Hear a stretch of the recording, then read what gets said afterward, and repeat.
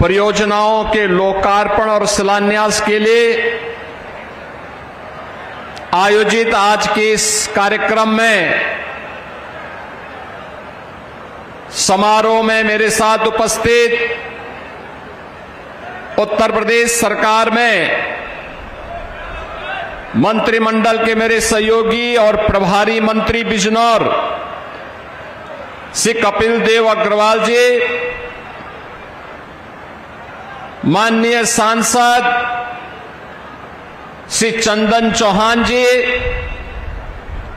माननीय विधायकगण श्रीमती सुची चौधरी जी, श्री सुशांत सिंह जी, श्री अशोक राणा जी, श्री ओम कुमार जी, विधान परिषद सदस्य श्री अशोक कटारिया जी, जिला पंचायत अध्यक्ष चौधरी साकेंद्र प्रताप सिंह जी, विधान परिषद सदस्य श्री हरि सिंह ढिल्लो जी, जयपाल सिंह व्यस्त जी, भारतीय जनता पार्टी के क्षेत्रीय अध्यक्ष श्री नवाब सिंह नागर जी, जिलाध्यक्ष भूपेंद्र चौहान जी, प्रदेश मंत्री श्रीमती दीपमाला संतोषी जी, क्षेत्रीय मंत्री अनूप वाल्मीकि जी, क्षेत्रीय मंत्री श्रीमती हरीशचंद कौर जी, महिला आयोग की सदस्य श्रीमती अवनी सिंह जी, श्रीमती संगीता अग्रवाल जी, पूर्व सांसद कुंवर भारतेंद्र सिंह जी, पूर्व सांसद श्री यशवंत सिंह जी, पूर्व मंत्री श्री महावीर सिंह जी, पूर्व विधायक श्रीमती कमलेश सैनी जी, सीपी सिंह जी, राष्ट्रीय लोकदल के जिलाध्यक्ष श्री ओमपाल कश्यप जी, नगर पालिका परिषद बिजनौर के अध्यक्ष श्रीमती इंदिरा सिंह जी, आज के इस कार्यक्रम में उपस्थित श्री ऐश्वर्य मौसम चौधरी जी, भारी संख्या में उपस्थित भारतीय जनता पार्टी, राष्ट्रीय लोकदल के हमारे सभी पदाधिकारीगण और बिजनौर के मेरे सभी उपस्थित बहन और भाइयों, मैं सबसे पहले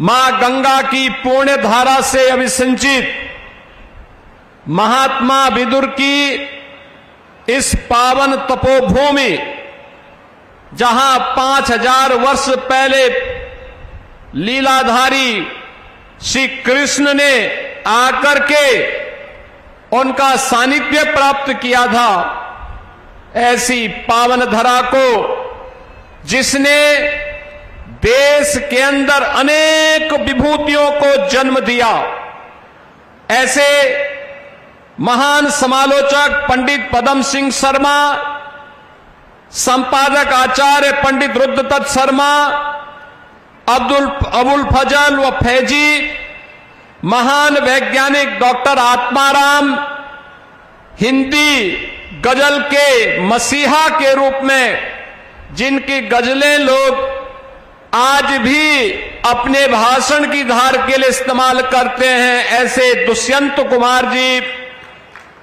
महावीर सिंह त्यागी और संविधान विशेषज्ञ डॉक्टर सुभाष कश्यप की इस महान धरा को कोटि कोटि नमन करते हुए मैं आप सभी बिजनौर वासियों का हृदय से स्वागत करता हूं, अभिनंदन करता हूं। बहनों और भाइयों, गन्ने की मिठास के लिए विख्यात हमारा बिजनौर कितना समृद्धशाली है, आज बिजनौर के विकास को देख करके हम लोगों को आनंद की अनुभूति होती है। आज क्या नहीं है बिजनौर में?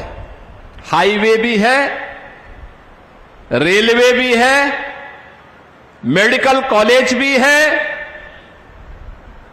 गन्ना किसानों को गन्ना मूल्य का भुगतान भी हो रहा है, और जिसको ये विकास दिखाई नहीं देता है तो मैंने यहां के प्रभारी मंत्री से कहा है कि उन लोगों को यहां का लेपर्ड भी उनको देकर लेकर के चले जाओ, उन तक पहुंचवा दो।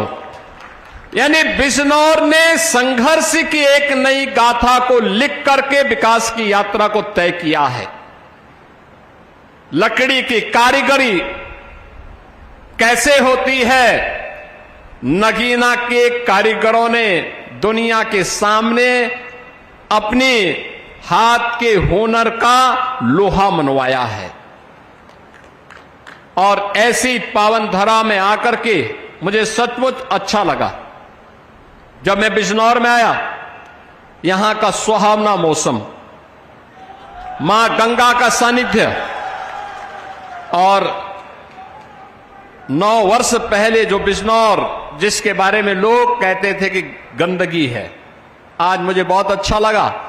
एक और बार एसोसिएशन के पदाधिकारी थे, हमारे अधिवक्ता थे, दूसरी ओर अन्नदाता किसान और युवाओं का हुजूम, सड़कों पर व्यापार मंडल के पदाधिकारियों का समूह यहां की सड़कों पर स्वागत के लिए उतावला दिखाई दे रहा था और स्वच्छ बिजनौर का एक नया संदेश दे रहा था।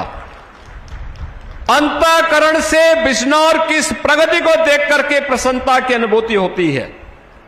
और इसीलिए तो विकास का पैमाना क्या तय होगा अब लखनऊ में नहीं तय होता है, आपके द्वारा चुने गए जनप्रतिनिधि तय करते हैं। आपका सांसद, आपके विधायक, आपके जिला पंचायत अध्यक्ष, ये सभी लोग मिलकर के तय करते हैं कौन सी सड़क बननी है, कौन सा फ्लाईओवर बनना है, कौन सा ब्रिजेज बनना है, और उसको लेकर के फिर हम लोग आगे बढ़ करके लखनऊ से हम पैसा भेजते हैं, दिल्ली से पैसा भेजते हैं, योजना को आगे बढ़ाने का काम ये जनप्रतिनिधि करते हैं।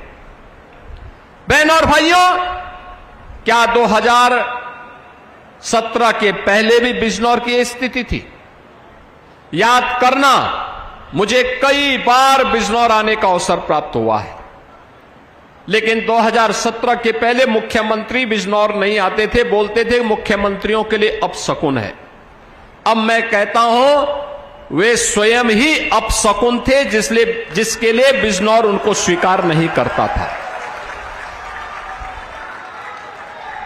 अरे जिस धरा में भगवान कृष्ण आने के लिए आतुर रहे हो, महात्मा विदुर के घर साग खाने के लिए, उस पावन धरा में कौन नहीं जाना चाहेगा? जहां मां गंगा का सानिध्य प्राप्त हो रहा हो, उस धरा में कौन नहीं आना चाहेगा? और मुझे बहुत अच्छा लगता है जब मैं बिजनौर में आता हूं, यहां की समृद्धि को देखता हूं, यहां के अन्नदाता किसानों की मेहनत को देखता हूं, यहां के नौजवानों की ऊर्जा को देखता हूं, यहां के व्यापारियों के नवाचार को देखता हूं, यहां के कारीगरों की उद्यमशीलता को देखता हूं। मुझे लगता है कि कुछ विशिष्ट है बिजनौर में, इसीलिए तो बिजनौर है। और उसी विशिष्टता के लिए आपका आह्वान करने के लिए आज मैं आपके बीच आया हूं कि बहनों और भाइयों, इस विशिष्टता के लिए डबल इंजन की सरकार चाहिए थी, और वह प्रधानमंत्री मोदी जी के नेतृत्व में, प्रधानमंत्री मोदी जी के मार्गदर्शन और नेतृत्व में आज आपको देखने को मिल रहा है। हम लोग पहले भी हाईवे बना रहे थे, और अब तो हम लोगों ने घोषणा कर दी है कि गंगा एक्सप्रेसवे को भी हम यहीं से होकर के हरिद्वार तक पहुंचाने का काम करने जा रहे हैं।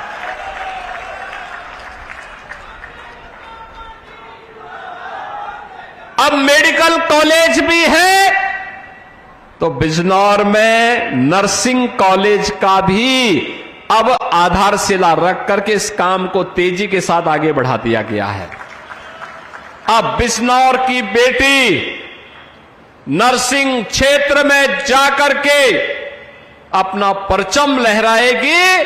100% प्लेसमेंट की गारंटी किसी क्षेत्र में दी जा सकती है तो वह नर्सिंग के क्षेत्र में दी जा सकती है। अब बिजनौर की बेटी को बिजनौर के बाहर नहीं बल्कि यहीं पर स्थापित होने वाले नर्सिंग कॉलेज में उसको सारी शिक्षा की व्यवस्था प्राप्त होगी।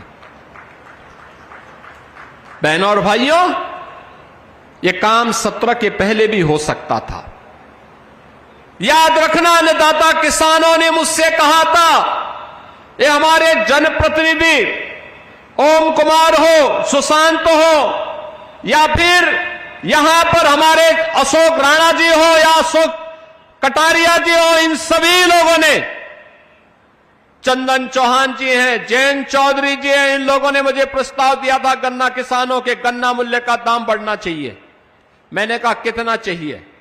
इन्होंने कहा 400 तक हो जाता तो बहुत अच्छा रहता। हमने कहा चिंता मत करिए, हम 400 ही कर देंगे।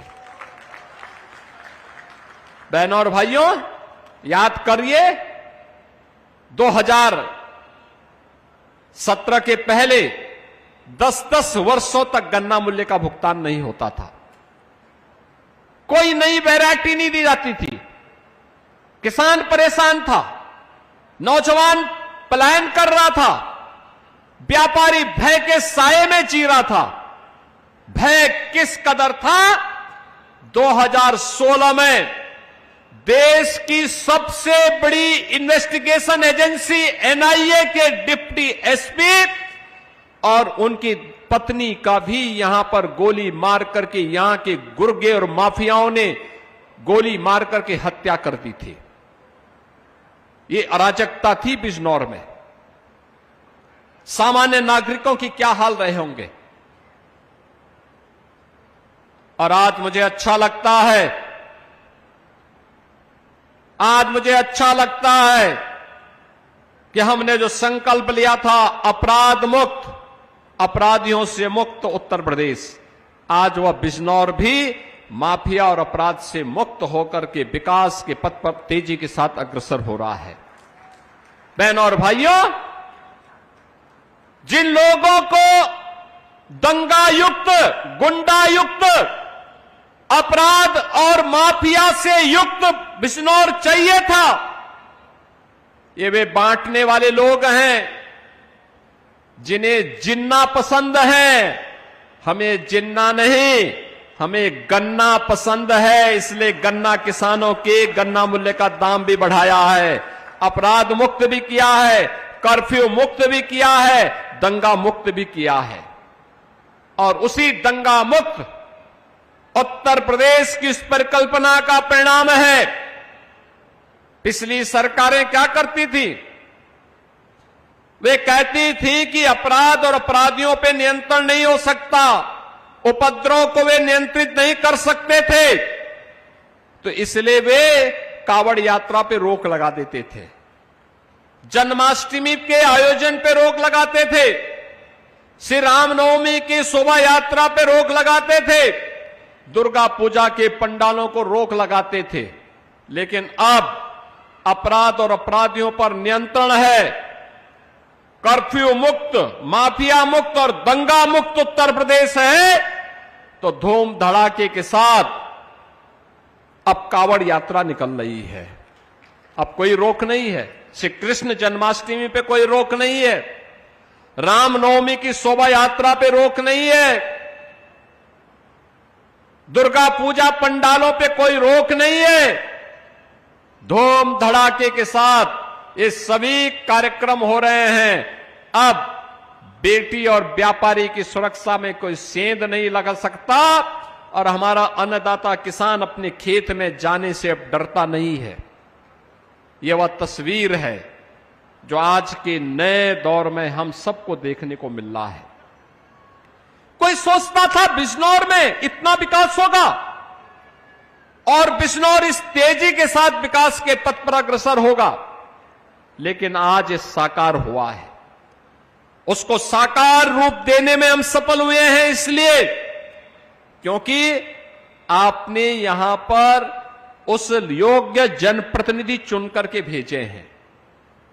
आपने भेजे हैं, चंदन चौहान जी को आपने सांसद बनाया,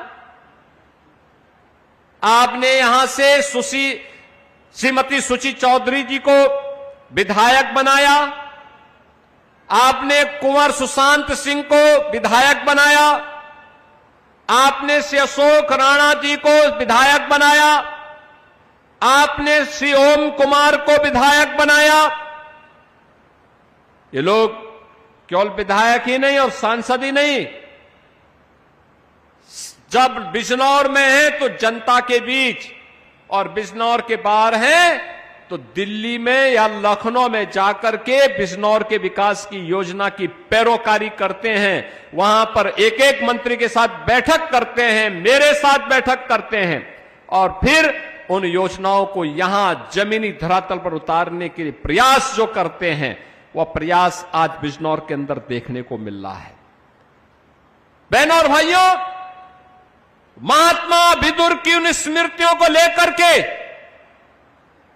आज बिजनौर मजबूती के साथ आगे बढ़ रहा है और उन्हीं बातों को लेकर के आज मुझे बिजनौर में 1000 करोड़ रुपए की मात्र 2 विधानसभाओं की बात कर रहा हूं। पिछले दिनों में बड़ा पूर्ण आया था और उस समय मैंने बुरहानपुर में सैकड़ों करोड़ की परियोजनाओं का लोकार्पण और शिलान्यास किया था और वहां पर मुझे लगभग 3000 उन पाकिस्तान और बांग्लादेश से विस्थापितों को उनके जमीन के पट्टे उनको उपलब्ध करवाने का भी अवसर प्राप्त हुआ था, जो लोग लगभग 8 दशक से इंतजार कर रहे थे। 8 दशक से जिनके साथ न्याय नहीं हो पाया था। देश का विभाजन कांग्रेस के पाप के कारण हुआ, लेकिन खामियाजा इन सिख बंधुओं ने भुगता था। इन सिख बंधुओं ने भुगता था। पंजाब से आने वाले इन बंधुओं ने भुगता था। बांग्लादेश से आने वाले इन बंधुओं ने भुगता था। आज भी आप देखते होंगे बांग्लादेश में क्या पाप होता है। वहां पर दलित मारा जाता है, लोगों के मुंह बंद हो जाते हैं, कोई बोलता नहीं। उनके घर जलाए जाते हैं, कोई बोलता नहीं है। योगेंद्र नाथ मंडल के पाप के कारण ये हत्याएं हो रही हैं। बहनों और भाइयों, जब ये देश आजादी की लड़ाई लड़ रहा था, उस समय देश के अंदर 2 ऐसे महापुरुष थे जो उस समय दलितों की आवाज बनकर के देश की आजादी की लड़ाई में अपना योगदान देते थे। एक थे बाबा साहब डॉक्टर भीमराव अंबेडकर और दूसरा नाम था श्री योगेंद्र नाथ मंडल का। बाबा साहब भीमराव अंबेडकर सदैव भारत के अंदर भारत की आजादी के लिए ब्रिटिशर के खिलाफ लगातार मोर्चाबंदी किए थे, लगातार लड़ते रहे। योगेंद्र नाथ मंडल भी इस लड़ाई को मजबूती के साथ आगे बढ़ाते रहे। कांग्रेस ने बाबा साहब भीमराव अंबेडकर को हमेशा अपमानित करने का काम किया, लेकिन जब देश की आजादी नजदीक आई, बाबा साहब भीमराव अंबेडकर मजबूती के साथ देश की आजादी की लड़ाई से जुड़े रहे। लेकिन योगेंद्र नाथ मंडल मुस्लिम लीग के बहकावे में आ गए। यह देश आजाद होता है, बाबा साहब भीमराव अंबेडकर भारत के न्याय और कानून मंत्री बनते हैं। योगेंद्र नाथ मंडल पाकिस्तान चले जाते हैं, वे पाकिस्तान के कानून मंत्री बनते हैं। परिणाम क्या? देश का विभाजन होता है। विभाजन के बाद भी हिंदुओं का कत्लेआम नहीं रुकता है। योगेंद्र नाथ मंडल पाकिस्तान के प्रधानमंत्री से कहते हैं कि कत्लेआम रुकना चाहिए, तो वहां के प्रधानमंत्री ने कहा कि हम नहीं रोक सकते, क्योंकि हमने तो इस्लामिक स्टेट के रूप में पाकिस्तान को मान्यता दी है। योगेंद्र नाथ मंडल को अपनी जान बचा करके भाग करके वापस हिंदुस्तान आना पड़ा था। 1950 से लेकर के अगले 15-17 वर्ष वह व्यक्ति गुमनाम जीवन जी करके हमेशा के लिए इतिहास में विलीन हो गया। बाबा साहब भीमराव अंबेडकर, जिन्होंने देश के वंचितों के लिए, दलितों के लिए, पिछड़ों की लड़ाई को लेकर के लड़ाई लड़ते रहे, आज भारत के अंदर, दुनिया के अंदर वंचितों और दलितों के मसीहा के रूप में सारे समाज के लिए पूज्य हो गए। बहनों और भाइयों, ये है 2 उन महापुरुषों की लड़ाई। एक ने देश के हित में काम किया था, एक ने देश के विभाजन के लिए कार्य किया था। और मैं ये बात आप सबसे इसलिए कह रहा हूं क्योंकि कुछ लोग फिर से आ गए हैं जो योगेंद्र नाथ मंडल बनना चाहते हैं। नाम बाबा साहब का लेंगे लेकिन काम योगेंद्र नाथ मंडल का करेंगे। वे काम योगेंद्र नाथ मंडल का काम कर रहे हैं।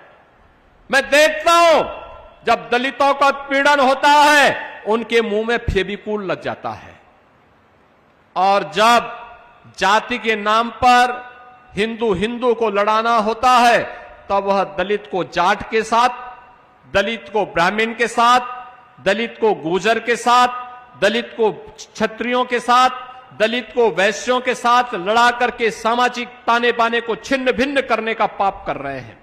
बहनों और भाइयों, हम सबको इस प्रकार की उस दुष्प्रवृत्ति से जो देश को विभाजित कर रही है, कमजोर कर रही है, उसे सतर्क और सावधान होना होगा। ये लोग सामाजिक ताने बाने को छिन्न भिन्न करना चाहते हैं। इनका विकास का कोई एजेंडा नहीं, समाज को बहकाने का काम कर रहे हैं। अराजकता और गुंडागिर्दी के बल पर गरीबों की आवाज को दबाना चाहते हैं। यह स्वीकार्य नहीं होना चाहिए, हरगिज नहीं। मैं आपको आश्वस्त करने के लिए आया हूं। आपने डबल इंजन सरकार के कार्य को पिछले 10 वर्ष के अंदर देखा है। आपने देखा होगा पहली बार हुआ है, पहली बार हो रहा है। विकास और समृद्धि का लाभ कैसे मिलता है? ये डबल इंजन की भाजपा की सरकार ने आने के तत्काल बाद सबसे पहले काम किया था अन्नदाता किसानों की कर्ज माफी का कार्यक्रम, कृषक दुर्घटना बीमा योजना। आपने देखा होगा आपदा के कारण किसान हो या बटाईदार या उसके परिवार का कोई सदस्य आपदा का शिकार होता है तो सरकार उसके लिए धनराशि उपलब्ध करवाती है। 5 लाख रुपए की सहायता उस परिवार को देती है। अभी मंच पर मैंने कुछ परिवारों को दिया है।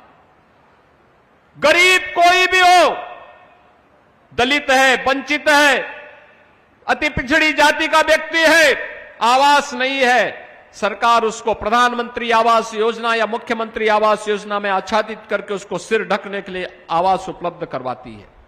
बहनों और भाइयों, भेदभाव कोई नहीं।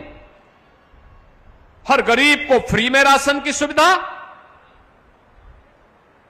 मुझे आश्चर्य होता है, कभी कांग्रेस के एक राज्य में एक प्रधानमंत्री ये कहने के लिए मजबूर हुए थे कि मैं 85 रुपया बेचता हूं लेकिन जमीन में 15 रुपया पहुंचता है। 100 रुपया बेचता हूं, जमीन में 15 रुपया पहुंचता है। 85 रुपया कौन खा जाता था? 85 रुपया खाने वाले यही लोग हैं जो आज सपा और कांग्रेस के रूप में आपको दिखाई दे रहे हैं। ये पैसा किसी युवा की छात्रवृत्ति का पैसा था, किसी गरीब के राशन का पैसा था, किसी गरीब के लिए आवास का पैसा था, किसी वृद्धजन के लिए, किसी निराश्रित महिला के लिए और किसी दिव्यांग जन के पैसा, उनकी पेंशन का पैसा था। यह पैसा किसी अन्नदाता किसान का था, यह पैसा किसी गरीब का था, लेकिन इसको डकारने का काम ये लोग कर जाते थे, इसलिए पैसा आप तक नहीं पहुंचता था। आज आप देखते होंगे डीबीटी के माध्यम से एक क्लिक किया, प्रदेश के 3 करोड़ 26 लाख अन्नदाता किसान के खाते में प्रधानमंत्री किसान सम्मान निधि का लाभ पहुंचता है। एक बार बटन दबाते हैं लखनऊ में, पैसा सीधे एक साथ 1 करोड़ 6 लाख दिव्यांगजनों, निराश्रित महिलाओं और वृद्धजनों के खाते में पेंशन का पैसा उनके खाते में जाता है। आज राशन की सुविधा का लाभ लखनऊ में बैठे बैठे, स्क्रीन में बैठे बैठे हम देख सकते हैं कौन सी फेयर प्राइस शॉप से राशन दिया जा रहा है। और अगर कहीं कोई गड़बड़ कर रहा है तो लखनऊ में हमारी स्क्रीन अलर्ट कर देती है कि फलानी जगह फलानी दुकान में घटतोली हो रही है, वहां पर इस प्रकार का कार्य हो रहा है, और तत्काल छापेमारी करके हम गिरफ्तारी कर लेते हैं। बहन और भाइयों, कार्य करने की इच्छा शक्ति होती है तब कार्य होता है। आप मुझे बताओ, जो लोग बिजनौर ही नहीं आना चाहते थे, बिजनौर को अपशकुन मानते थे, अपशकुन इसलिए मानते थे क्योंकि बबुआ तो 12 बजे सो करके उठते थे, 12 बजे सो करके उठते थे, 2 बजे तक तैयार होते थे, फिर कुछ खा पी करके फिर उनके जिम जाने का समय हो जाता था, फिर उनकी अपनी मंडली बैठ जाती थी। तो जनता से मिलने की फुर्सत कहां थी? जनता से मिलने के लिए समय पे जगना होगा, जनता के बीच में जाना होगा, उनकी समस्याओं को सुनना होगा, जनप्रतिनिधियों से संवाद बनाना होगा और इस प्रकार के कार्यक्रमों के साथ आकर के अपने अपशकुन का दोषी बिजनौर जैसी पवित्र धरती पर नहीं थोपना होगा, तब जाकर के परिवर्तन होगा। बहनों और भाइयों, आज मैं आपको आश्वस्त करने के लिए आया हूं। अभी यहां पे श्रीमती सुश्री चौधरी जी कह रही थी फलाने फ्लाईओवर को बनाना है। हमने तो प्रस्ताव मांग दिया है, वो प्रस्ताव दे दे, तत्काल कार्य हम लोग उस पर प्रारंभ करवाने जा रहे हैं, कोई समस्या नहीं। आज विकास के लिए पैसे की कोई कमी नहीं, कोई कमी नहीं। और मैं तो बोलता हूं सभी जनप्रतिनिधियों से, मैं तो बैठक लेने के लिए स्वयं आया था। मैंने मुरादाबाद में भी इस मंडल की बैठक ली और मैंने कहा भी जो रोड बननी है, जहां जहां पुल बनने हैं, जहां जहां फ्लाईओवर बनना है, प्रस्ताव लाओ। एकदम जनप्रतिनिधि के प्रस्ताव पे सारे कार्य स्वीकृत होंगे। एक एक गांव को कनेक्टिविटी देंगे, एक एक अन्नदाता किसान के चेहरे पर खुशहाली लाएंगे, एक एक नौजवान को नौकरी देंगे।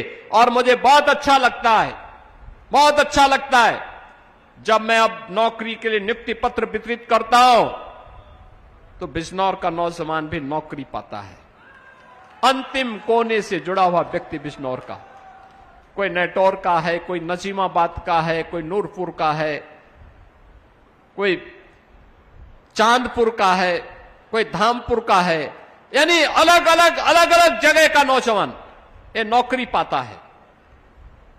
आज यहां पर स्वयं का उद्यम स्थापित कर रहे हैं नौजवान। हमारा किसान फिर से उद्यमी बन चुका है। यह यात्रा जब चलेगी तब इस यात्रा ने उत्तर प्रदेश को बीमारू राज्य से उभारा है।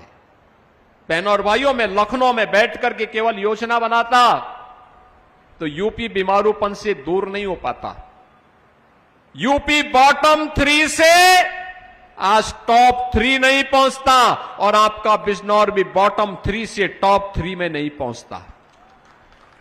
ये टॉप 3 में पहुंचने के लिए संघर्ष है, सामर्थ्य है,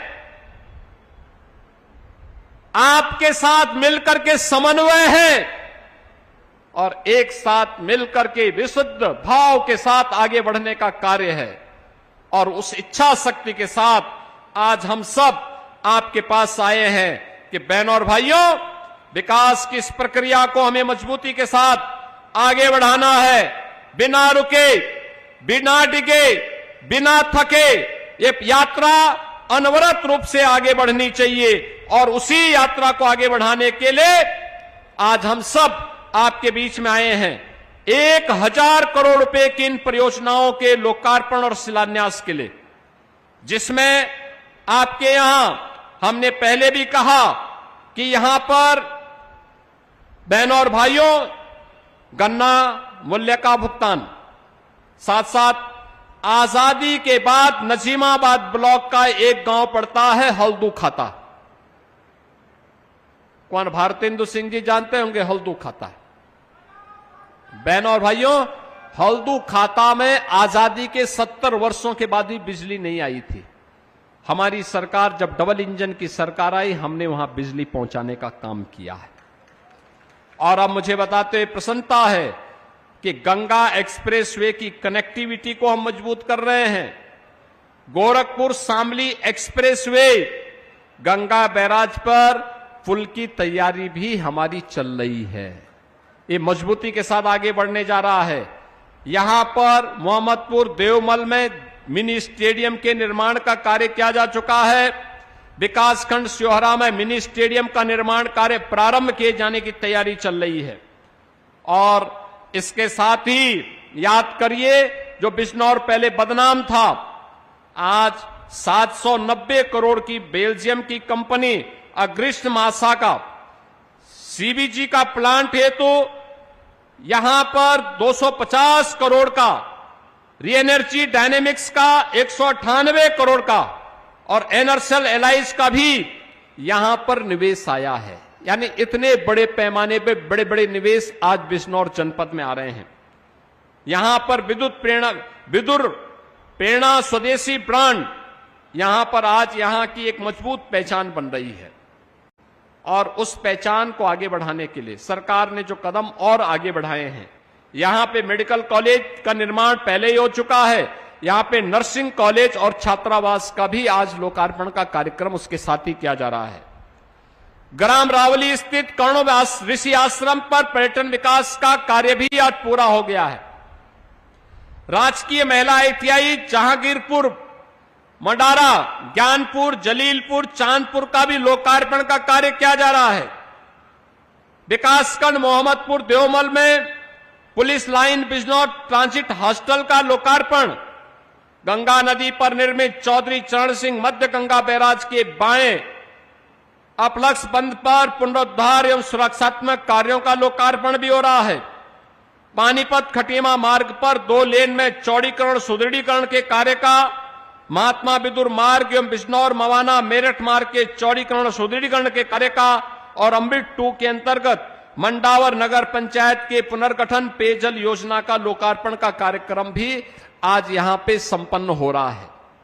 बहनों और भाइयों, इसके साथ ही बिजनौर नूरपुर छजेलट मार्ग पर इसके सुदृढ़ीकरण के कार्य का शिलान्यास, धर्मार्थ योजना अंतर्गत बदायूं बिलसी इस्लामनगर भोजी संभल हसनपुर गजरोला मार्ग पर चौड़ीकरण सुदृढ़ीकरण कार्य का शिलान्यास, रावली मंडावर मासी गोपालपुर सिहोरा नजीमाबाद मार्ग के चौड़ीकरण सुदृढ़ीकरण कार्य का शिलान्यास, विदुर कुटी के समेकित पर्यटन विकास के कार्य का शिलान्यास के साथ ही यहां पर तमाम अन्य विकास की परियोजनाओं को आगे बढ़ाने का कार्य किया जा रहा है।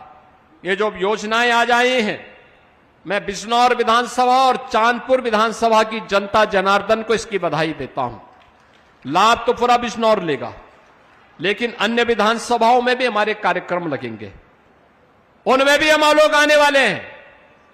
मैं इसके लिए पूरे बिजनौर वासियों को बधाई देता हूं और आश्वस्त करता हूं कि सरकार का जो मंत्र है चरेवेती चरेवेती का, बिना रुके, बिना डिगे, बिना थके, बिना झुके, जनता जनार्दन की आवाज को सर्वोपरि रखते हुए आपकी सुरक्षा, आपके लिए सुशासन और आपकी समृद्धि के लिए यह डबल इंजन की सरकार निरंतर कार्य करेगी। इस विश्वास के साथ आप सभी को मैं इन सभी परियोजनाओं की हृदय से बधाई और शुभकामनाएं देते हुए अपनी वाणी को देता हूं विराम। आप सब मेरे साथ बोलेंगे जय जय श्री राम।